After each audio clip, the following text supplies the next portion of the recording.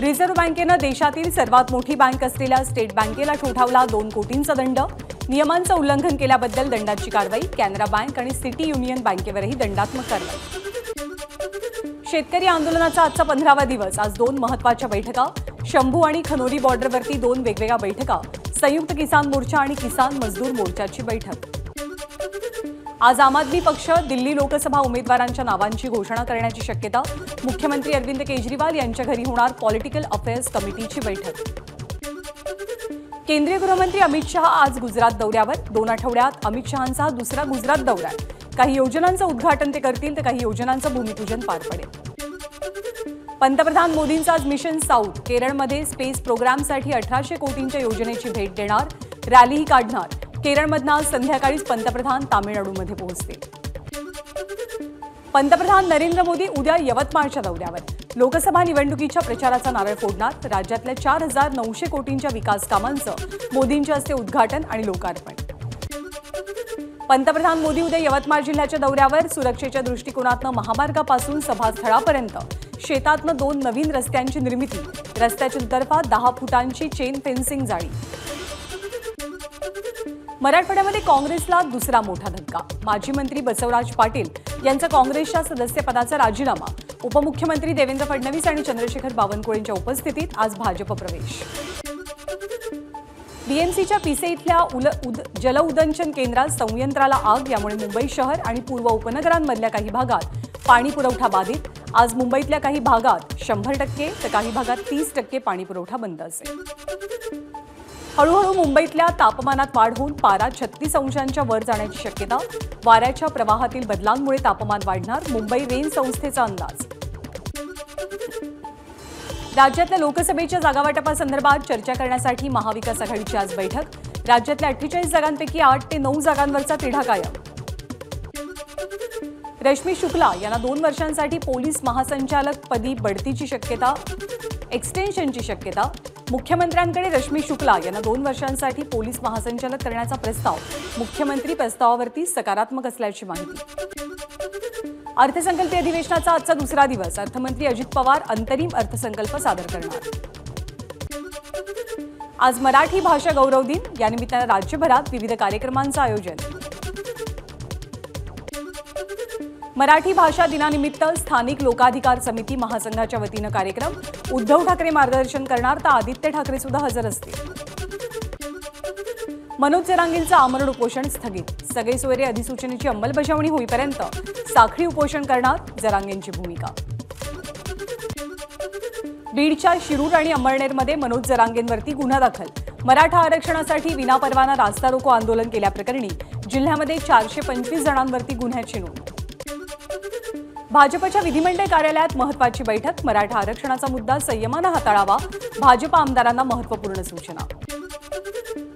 विधिमंडळाच्या परिसरात मुख्यमंत्री शिंदे आणि काँग्रेसचे प्रदेशाध्यक्ष नाना पटोले यांच्या संभाषणाचा व्हिडिओ व्हायरल। लिमिटच्या बाहेर गेलं की कार्यक्रम करतोच, मुख्यमंत्र्यांचं गमतीशीर वक्तव्य।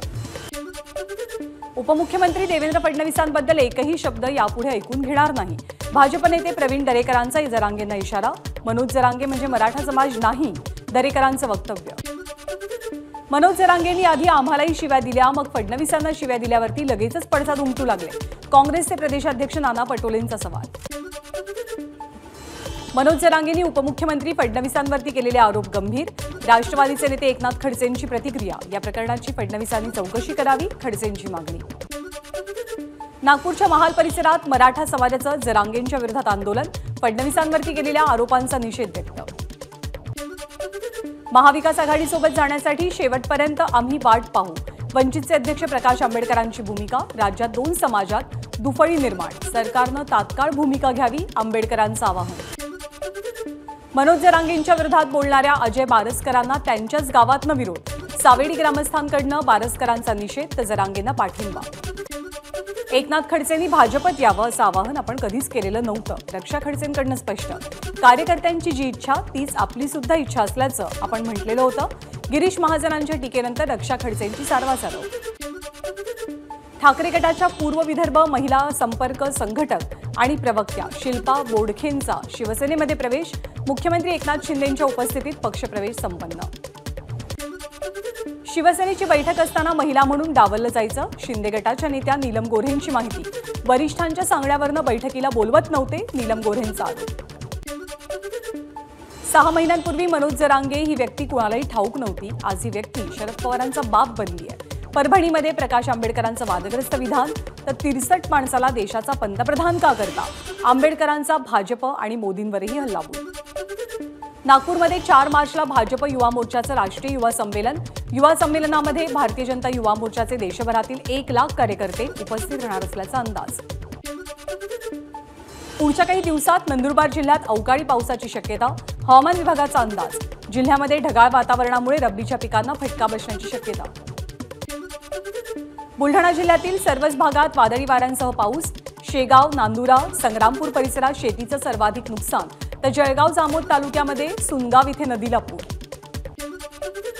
बुलढाणा जिल्ह्यातील सर्व 13 तालुक्यांमध्ये वादळी वाऱ्यासह गारपीट, अचानक आलेल्या अवकाळी पावसामुळे गहू, हरभरा, ज्वारीसह संत्री आणि रब्बी पिकांचं मोठं नुकसान।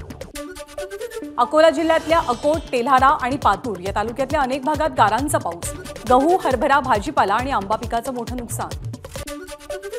जालना जिल्ह्यातील जाफराबाद, भोकरदन या तालुक्यात गारपीट, भोकरदन तालुक्यातील सिपोरा गावात वीज कोसळून शेतकऱ्याचा मृत्यू, तर गारपिटीमुळे गहू आणि ज्वारीसह फळ पिकांचं नुकसान। जळगाव जिल्ह्यातील 40गावमध्ये गारपीट, गहू, हरभरा, ज्वारीसह फळबागांचं नुकसान। बुलढाण्यामध्ये झालेल्या मुसळधार पावसामुळे राष्ट्रीय महामार्ग क्रमांक 6 वर मलकापूरजवळ ट्रकचा अपघात, अपघातामुळे काही काळ वाहतूक ठप्प। बुलढाणा जिल्ह्यातील संग्रामपूरमधल्या वणखेड गावात भागवत कथा सुरू असताना आलेल्या वादळी वाऱ्यामुळे मंडपच कोसळला, अनेक वृद्ध भाविक मंडपाखाली अडकले, सुदैवानं जीवितहानी नाही। अकोला जिल्ह्यामधल्या पातूरमधील दिग्रस बुजुर्ग इथे सोपीनाथ महाराजांची यात्रा संपन्न, 7 दिवस सुरू असलेल्या यात्रेनंतर वाडेगावच्या जागेश्वर महाविद्यालयातल्या विद्यार्थ्यांकडून 20 एकरात स्वच्छता मोहीम। चंद्रपूर जिल्ह्यामधल्या नागभीडमध्ये गोंडवन शिक्षण संस्थेच्या अमृत महोत्सव कार्यक्रमाला सरसंघचालक मोहन भागवतांची उपस्थिती, शिक्षण, समाज आणि पालकांबद्दल त्यांनी आपले विचार मांडले। मिठी नदी आणि विमानतळ प्राधिकरणाच्या जागेवरच्या झोपडीधारकांचं HDIL संकुल कुर्ला इथे पुनर्वसन, मुख्यमंत्र्यांच्या हस्ते 1500 कुटुंबियांना घराच्या चाव्या सुपूर्द। महाराष्ट्र शासनाच्या सेव्ह द टायगर मोहिमेला 112 देशांच्या मिस वर्ल्ड टीमचं समर्थन, 28 वर्षांनंतर पहिल्यांदाच मिस वर्ल्ड कार्यक्रम भारतात होणार। वर्धा ते नांदेड रेल्वे मार्गाच्या कळंबपर्यंतच्या पहिल्या टप्प्याचं काम पूर्ण, उद्या पंतप्रधान मोदींच्या हस्ते लोकार्पण। नाशिकच्या जिल्हाधिकारी कार्यालयासमोर सुमारे 7 ते 8 हजार शेतकऱ्यांचा मुक्काम, आणखी 8 दिवस उपाशी झोपू पण आपल्या मागण्या मान्य झाल्याशिवाय मागे हटणार नाही, शेतकरी आंदोलनावर ठाम। 2 मार्चला बारामतीमध्ये नमो रोजगार मेळाव्याचं आयोजन, मुख्यमंत्री आणि 2ही उपमुख्यमंत्री हजर राहणार, या कार्यक्रमावरती बहिष्कार टाकण्याचा मराठा समाजाचा निर्णय। संजय राऊतांनी दाखल केलेल्या मानहानीच्या दाव्याप्रकरणी नितेश राणेंची कोर्टासमोर हजेरी, 15,000च्या जातमुचलक्यावरती माझगाव कोर्टाकडून जामीन मंजूर।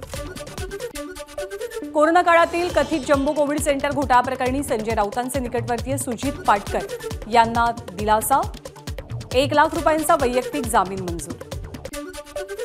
ड्रग्ज प्रकरणानंतर आता अवैध मद्य विक्रीवरती पुणे पोलिसांकडून करडी नजर। सोरतापवाडी भागात 2 ठिकाणी छापेमारी करत 9,000 लिटर दारू जप्त। उल्हासनगर गोळीबार प्रकरणात आमदार गणपत गायकवाडांसह अन्य 3 आरोपींची न्यायालयीन कोठडी वाढण्याची शक्यता, आरोपींचे वकील उमर काझी यांची माहिती। रुग्णालयातून डिस्चार्ज मिळालेल्या महेश गायकवाड यांचं कल्याणमध्ये जोरदार स्वागत, महेश गायकवाड यांच्यावर फुलांची उधळण तर फटाक्यांची आतषबाजी। एबीपी माझा, उघडा डोळे बघा नीट।